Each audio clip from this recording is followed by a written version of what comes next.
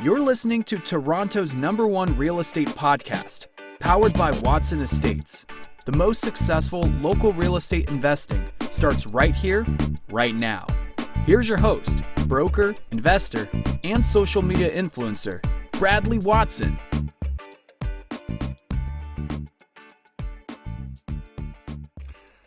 Good morning, investors. Bradley here from Watson Estates. We are #1 on Google Podcasts for Toronto real estate, and it's all thanks to you guys. Thanks for tuning in. Leave us a comment, give us a review. We appreciate you being here as we continue to talk about all things Toronto real estate. And today I want to, as we do every morning, give you some of the highlights of the news coming out as it happens here in Ontario and in Toronto and the GTA. And so I want to start off with a really interesting article from Better Dwelling.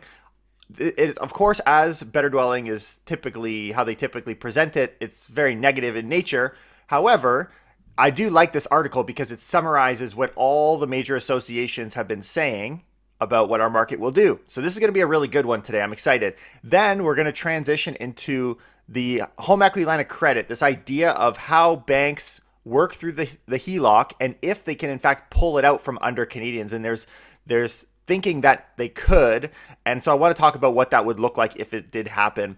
And what does stage 1 of Ontario reopening actually look like? Because that announcement was made just yesterday. So I want to go through some of the highlights and talk a little bit more about how that would affect our marketplace. And before we kind of jump into the heavy stuff of real estate, I saw an article that seems so Canadian to me. It's the most Canadian thing you could think of. It says Toronto Brewery, talking about Steam Whistle, issuing a plea for consumers to bring back empties. And then here's the funny part. So that's part one, but this is what makes it truly Canadian. People line up to return their empties. So there's a huge response. It's like there's a need by a beer company. Don't worry, guys. We got this, eh? I love it. That's so funny. Okay, here we go. Let's get into real estate. Let's start talking about what's been going on. If you've been kind of tracking with our podcast, you know that over the last probably 2 weeks at least, we have seen forecasts coming out from huge organizations through banks, real estate brokerages, through Canadian real estate associations, like we've seen the Ontario Real Estate Association. We've also seen other like outside bankruptcy style like credit companies. We've seen a ton of different companies. And what this article does, and why I really like it, is it actually highlights pretty much everything we've covered. Like I can't even think of another one that we saw that's not in here. It's really good. So this is actually kind of a review of what everybody is saying. And I like the way it formats it because it kind of lays it out in such a way that you can kind of group them together. It's really cool. So here, check this out. So, and actually the funny thing, so the article is called Canadian Real Estate Prices Forecasted to Rise 12% or Drop Over 30%. And on the cover, like every article kind of has these like little pictures. It's like they couldn't find a better picture. They picked a bear, like a big brown bear, and he's looking at the camera, and he's kind of got this face on him where he's just like, "What are you gonna do, punk?" It reminds me of what you'd expect a brown bear to be thinking, right? So this is the article. How does an irrational market respond to deteriorating fundamentals? We sifted through dozens of pages of Canadian real estate price forecasts to find out. All forecasts recognized this is the largest employment shock the country has ever seen. However, the impact on real estate prices range from, quote, it's bullish, to, quote, how do prices rise when 1 in 5 people can't pay their mortgages? Here's the most notable highlights. And then they actually say some general observation. I really tried to filter through the bias of this article because there's a very heavy bias in favor of a really poor and sucky market. But I'm going to try to filter it. Just keep that in the back of your mind. But it's good info, so I want to share it with you. One thing that becomes immediately clear is consumers-facing companies are more bullish. That is, consumer-facing companies. So this is their kind of hypothesis. Damn, I hate science. That's why I ran from science in high school. I think I got a 64% in biology in grade 11. That was the last science class I've ever walked into. Terrible. That is, reports designed for consumers are more optimistic about prices. These tend to provide the least amount of rationale for their forecasts. Okay. Reports that target institutions and wealthier clients tend to be less optimistic. In fact, the more expensive and less likely the public is to see them, the worse the outlook forecast. These forecasts, like Moody's, tend to defend their rationale with pages of research. So they're pretty much saying if you deal with consumers, your forecasts are not real because you're painting this illusion. But if it's expected that the consumers won't see it, then all of a sudden your information is more relevant. So it's very convenient. Really, you think Moody's is going to put out a report and expect nobody and no consumers are going to see it? Come on. Anyways, there is an information bias in here, but the way they summarize it is great. So the first one that they lay out here, and I think actually was one of the first to come out, was TD. So TD expects a Canadian real estate price rise of 12%. So if you're sitting there and you got a little pen, you want to write these notes down, feel free, guys. But the main thing you're going to get out of all these, you're going to see just how wide the range is. Even within the banks, there's a big range. Even within the real estate segment, there's a big range, giant ranges. And so what they've got here is the bank forecast Canadian prices will rise 6.1%. And in 2021, they expect prices will rise another 5.8%. So that actually lines up that kind of 6% average with what we've seen in the last 50 years, historical prices in the GTA. So they see a 12% higher price over the next 2 years. That's very aggressive. I even think that's aggressive, but hey, why not? Let's do it. Scotiabank. Okay, actually, you know what? I don't want you guys to get so excited about real estate price growth. I think that's actually, maybe that's the time to mention it there. Increasing prices at dramatic paces is not necessarily a good thing. If you want to go back and check, I can't remember the name of the podcast, but we talked about the idea of landlords and tenants and how you want kind of a set growth in pricing. As this price kind of accelerates, which we've seen huge price acceleration. I am more, in the last 5 or 10 years, I am more concerned about price acceleration than price drops. Like you can say, okay, well, maybe there's going to be a price drop in the next couple of years, but I am more concerned for the fact that prices are accelerating so fast. Anyways, just a side thought. So let's move on to Scotiabank. They said prices will rise 11%. They said that's kind of a mid-range forecast. They see a falling of 4% this year before bouncing 11% higher next year. So instead of kind of like a huge 12% jump, they're saying it's going to come down, but then it's going to bounce. So kind of more of a time frame issue between TD and Scotiabank. RBC says that they're expecting a rise of 4.9%. They noted, quote, generational lows for home sales, but it apparently will have little impact. They forecast that home prices will fall 0.2% across Canada this year. They also believe prices will bounce 4.9% higher next year as things recover. Where it gets really difficult for me to comment on these things is I don't know what the hell they're doing out west. I don't know what the hell is happening out east for real estate prices. I'll be honest with you. So if you're going to say across Canada 0.2%, fine. Like you can have that argument. I'm not taking that fight. For me, I'm more curious on what happens local here in the GTA. And I do tend to think that we're going to kind of fall around that point. But from what I've heard on the east and west, like they're struggling more than we are. Obviously, the fluctuations aren't as severe in different segments, but I think we're in a pretty good position. But I do think that these rates, from what I'm seeing, if you were to apply that same number to the GTA, sound pretty accurate, because then they believe next year you got that 4.9% higher growth. I think that could even happen quicker, guys. It depends on how fast we rebound here. BMO, what price drop? That's what they've got here. BMO didn't give a forecasted price movement, but doesn't think prices will fall, so they just refuse to comment. That's another thing. I'm noticing a few of them just don't want to comment. The firm noted deterioration in prices should be contained for now. Why would a company like BMO not want to give a forecast? Right? Why would a company like, I think it was the other one, CREA, Canadian Real Estate Association, why would they not want to give a forecast? Maybe the reason is because these forecasts are biased and because these forecasts are not 100% accurate, right? Like, if we're going to see fluctuations from up 10% and minus 30%, that's a 40% range. Do you want to, you have a better chance of looking like a moron than you do of hitting that number bullseye. So maybe they're just saying, you know what, we don't know enough. We don't have enough info. I mean, I don't even have enough info. I'm sharing information with you guys as it's coming out daily. And to say we have all the facts we need to determine what's going to happen this year is not true. If you're saying that to yourself, that's just simply not true. Okay, Royal LePage. So let's get into what they're saying. Canadian real estate brokerage sees a minor impact to prices. The firm is forecasting a national price decline of 3% at the end of the year. So they're saying Royal LePage is generally bullish. See, they say this. I'll read you what they say, actually. Considering the brokerage is known for its optimistic price growth forecast, this is the real estate equivalent of falling off a cliff. Here's the reason that Royal LePage is very bullish in their forecast, because the real estate market in Toronto is very bullish. like they're optimistic. First of all, they're going to tend to optimism because they're working on behalf of their membership and at the Royal LePage brokerage and real estate as a whole. But to say you're optimistic, who hasn't been optimistic about Toronto real estate when they look at statistics over the last 10 years? Like, it's hard to not be. Anyways, CIBC, Canadian real estate prices dropped 5 to 10%. So this seems to be one of the more negative banks. CIBC sees the pain mostly contained to expensive high-rise condo apartments. The bank expects prices to rise 5 to 10% from 2019 levels.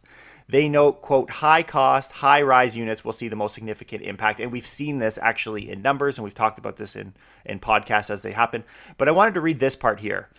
Analysts also note forced sales will add to supply and probably outweigh the offsetting impact of reduced supply of new units. This is the only bank report that mentioned a higher level of forced sales, but this was a common theme in institutional reports.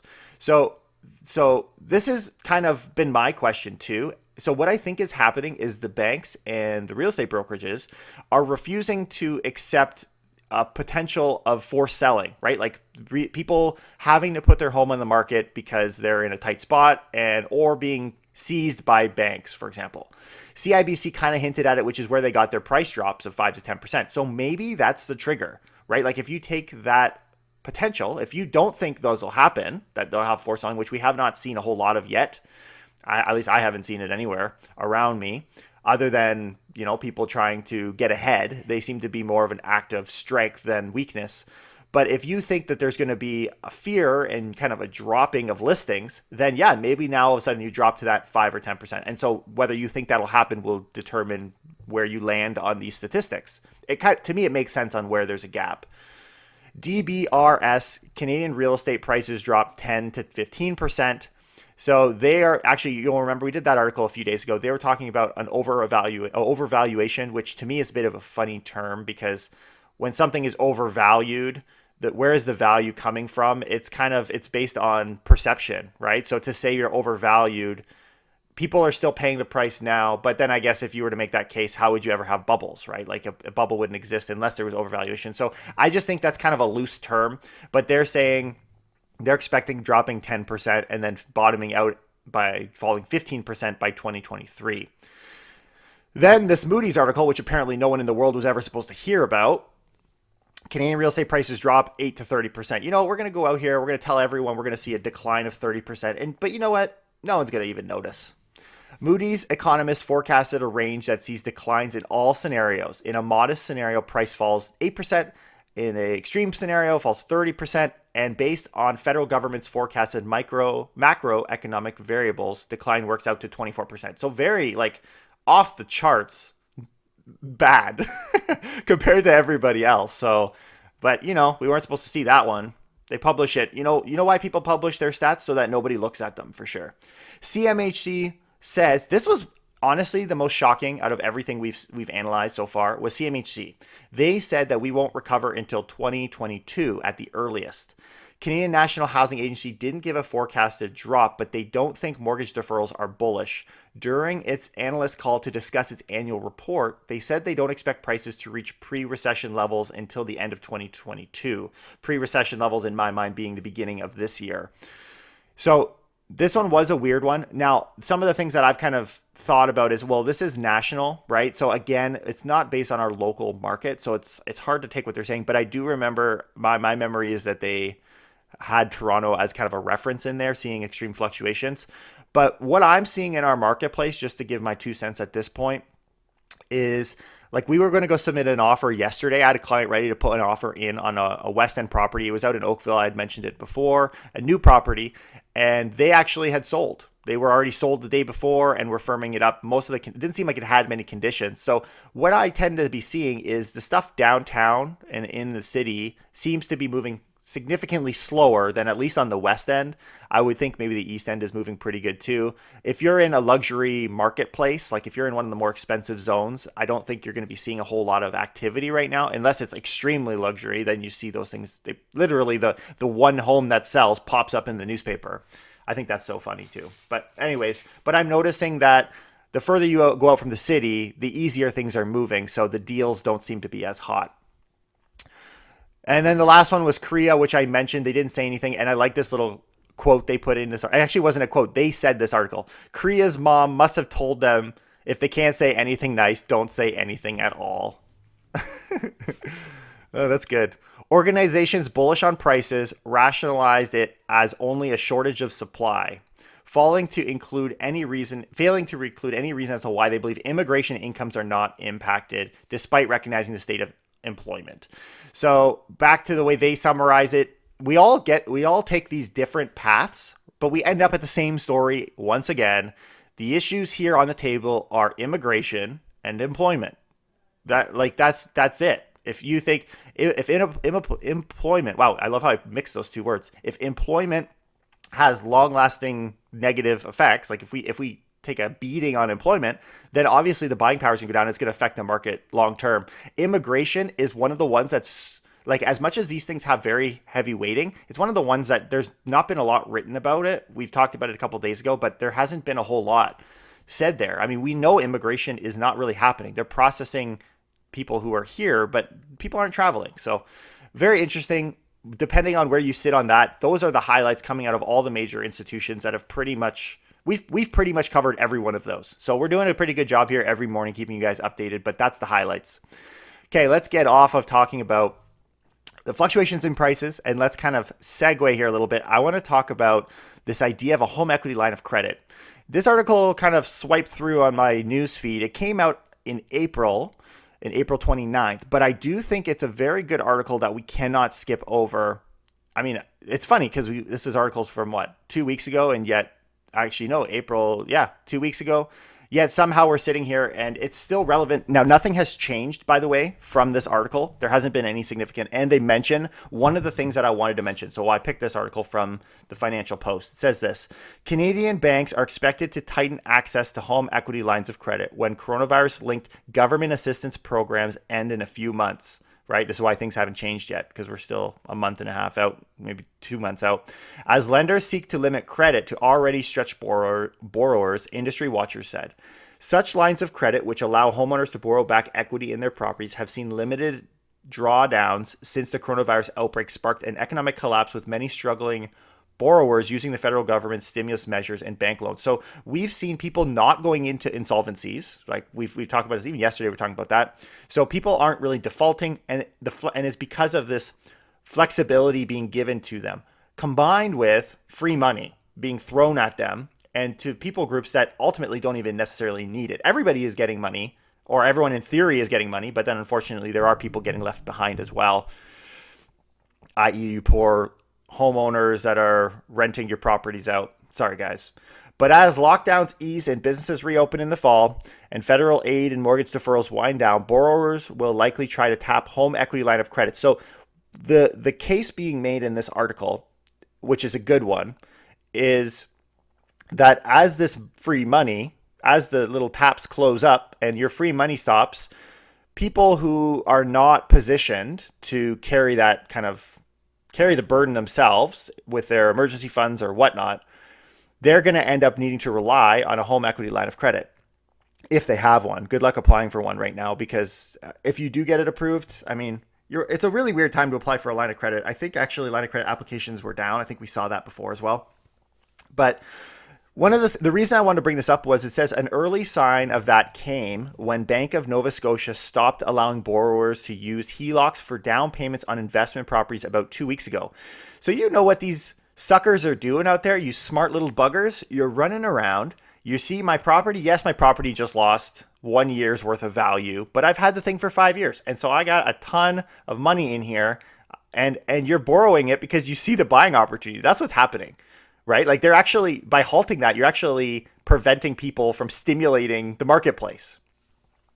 And what's happening is they're buying these kind of starter homes that you can rent out, and then those guys would turn around and be able to buy and move up, and that would stimulate.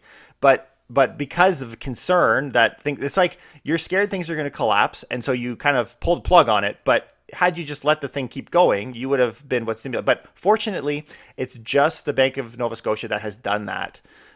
Where did I mention the other ones here? Let's see if, yeah, RBC, TD, Bank of Montreal, CIBC said they have not yet changed requirements, and I haven't seen anything since then that they have. For banks, the positions of HELOCs behind the first mortgage could leave them unable to recoup the full amount if property values decline. So let me just briefly, for any of you who are like, what the hell is a line of credit? Let me just give you the Coles notes on it here. So you can, as you guys probably know about a fixed mortgage and variable mortgage. Variable mortgage will fluctuate. It'll go up or down. Right now is a good time for variable because rates are going down. But a fixed rate locks you in for 5 years, at which point on the 5th year, it pretty much becomes no different than a variable rate mortgage anyways. Now, a line of credit works like a variable rate where it fluctuates. It can go up and down depending on what the lending rate is. However, the difference here is that money is almost like a bank account where you can withdraw it, and it's kind of based on a daily moving average. I think that's what they call it, where if you borrow money today, you actually pay the interest on the money you borrowed today. And what's cool about this is you can make only interest payments. So one of the suggestions that were in this article was actually, this came from a portfolio manager, Martin Pelletier, said banks would require borrowers to repay both interest and principal rather than just interest as a way to limit exposure. So that could be one solution. But then the thing is like, if you were to look at a typical mortgage, you might be, if you didn't understand how a line of credit worked, you might think, well, how the hell can the bank do that? Like, you've got a mortgage, like you can't just change it. And unfortunately, a line of credit is open in the way that they can. Like, they actually have the right to do this. When you sign these things, they're supposed to tell you that. Now, a line of credit tends to float around a 65% loan to value. So that means you need to have 35% into the property to get that product.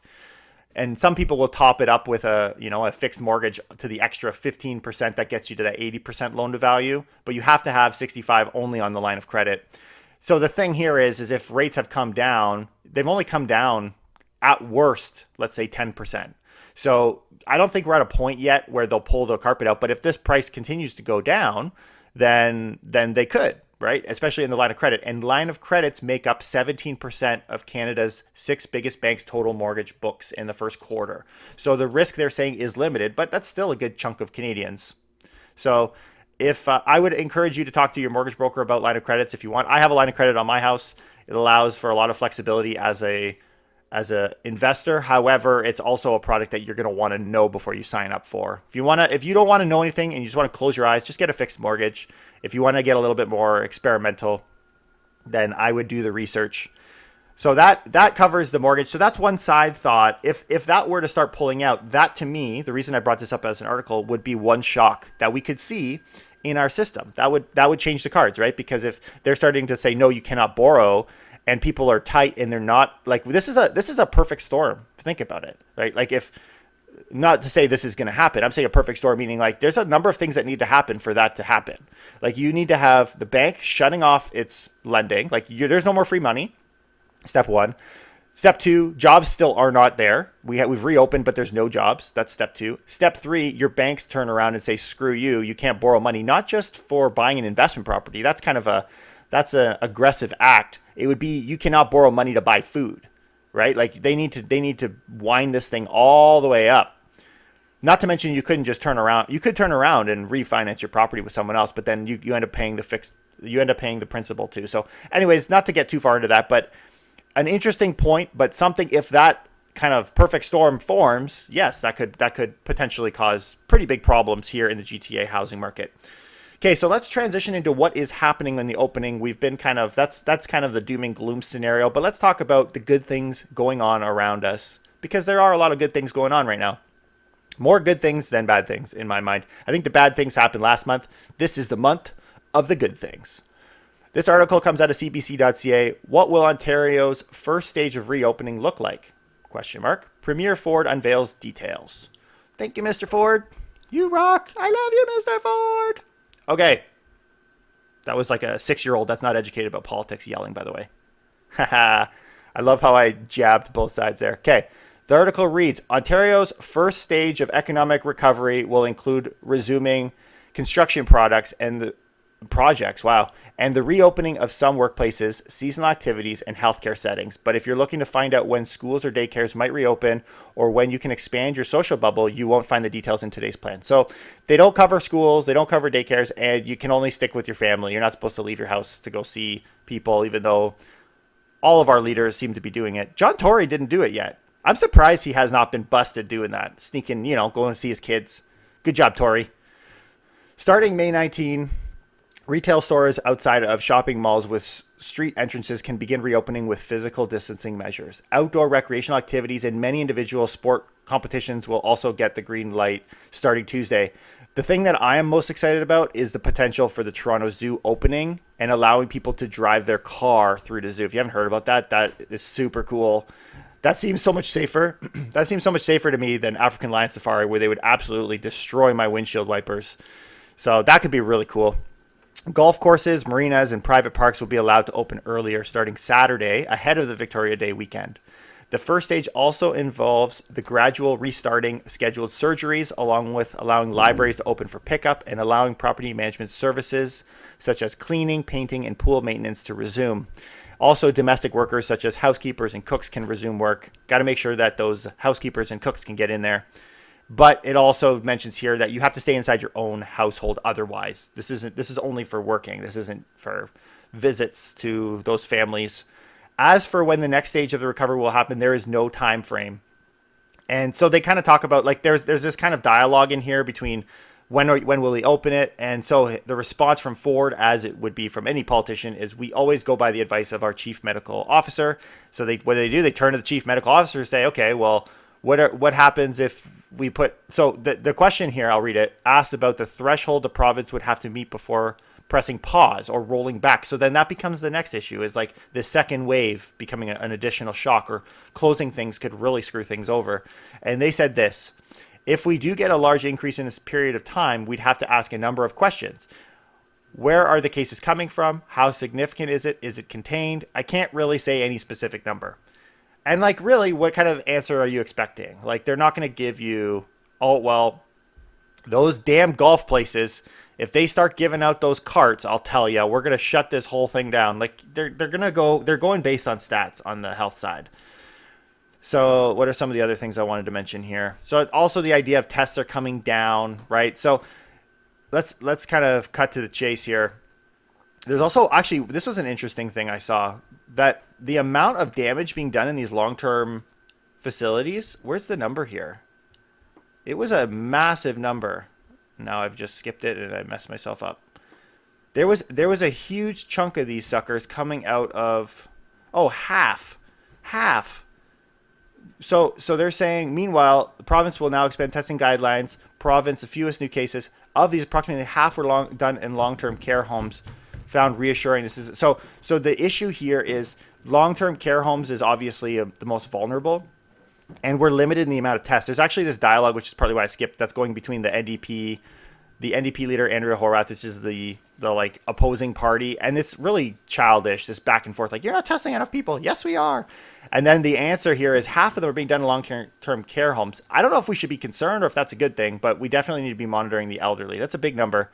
And so the question is how many of us are actually asymptomatic? Maybe this is a bigger challenge than we have. But so here's some of the things that I wanted to mention before we kind of wrap up here. Opening the economy will trigger an increase in transactions. We just saw that happening in the States. Their numbers are actually, go back and check our podcast out yesterday if you missed it. That was one of the things we were kind of reviewing, what is happening in the US, because they're kind of, 2 weeks, let's say, ahead of us, maybe a little more.